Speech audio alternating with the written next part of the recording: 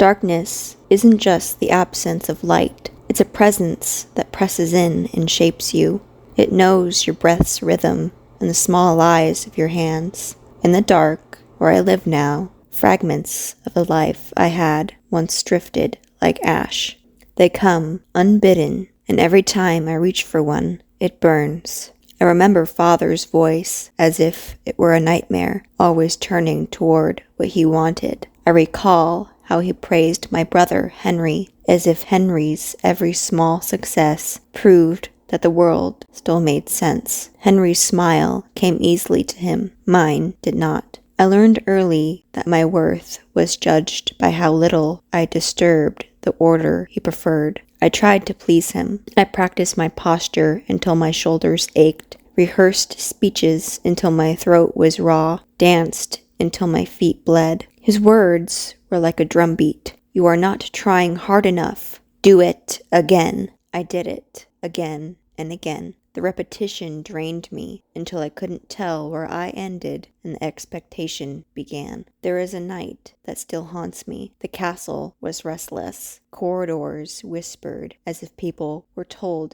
to keep their mouths shut. Lanterns cast long, accusing shadows. I ran because running felt like the only honest thing left. Father's footsteps followed, not shouting, not begging, only the steady, inevitable sound of someone who has decided the world will end. I entered the library because it was the only place that smelled like other people's thoughts. Shelves stood like walls. The air tasted of ink, dust, and a small, stubborn hope that words could hold things together. I pressed myself against the far wall and thought for a moment that I might slip through the cracks and be somewhere else. He found me there. His eyes weren't his own. They were black, calm, and filled with a triumph that didn't belong to him. He didn't raise a weapon, and he didn't need to. The air thickened around his hands, and shadows seeped from his fingertips like smoke. Symbols appeared in the air, runes that pulsed with a rhythm matching my heartbeat. You were never enough, he said, but the voice was layered, with my father's tone wrapped around something older and colder. The words were less an accusation and more a verdict. The spell tightened. Shadow etched itself into the floor and wrapped around me. I tried to scream, but the dark swallowed the sound. The shadows wrapped around my wrists and ankles. They felt cold and burning at the same time. I felt myself split. Threads of me pulled loose and woven into something that wasn't me. I remember Henry in the doorway, small and still, his hands folded as if in prayer. He did not move.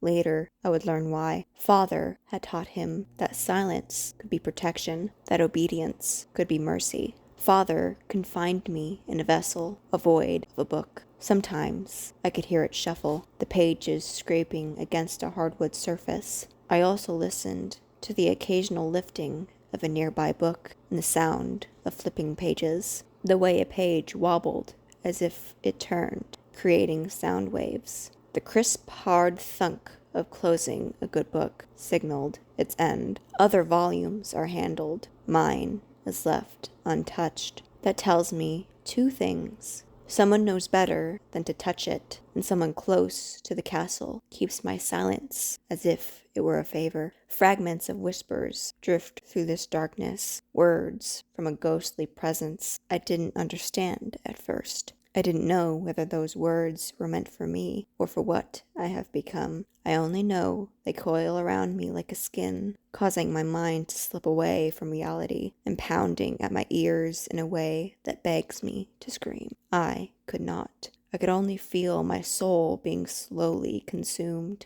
I have felt that price in the slow erosion of myself. I do not know what I will become if the book is opened. The void reshapes me, filling me with a hunger that is not mine, and a coldness that is. Every day I lose more of the girl who laughed in the gardens and loved the smell of our kingdom's air. What remains is something sharpened by pain and bound by a curse older than memory. There is a memory that still haunts my mind, clearer than the rest. Henry's face as he watched He didn't stop, Father. He didn't speak. He learned to look away because Father taught him that keeping the secret would protect us, that silence could serve as a shield. Father was a master at turning loyalty into obedience. He made Henry believe that hiding the truth was a form of mercy. Henry carried that silence like a stone in his chest, holding on to it because he loved us and was afraid of what the truth might do to the family. He wanted to stay whole. The book should stay closed.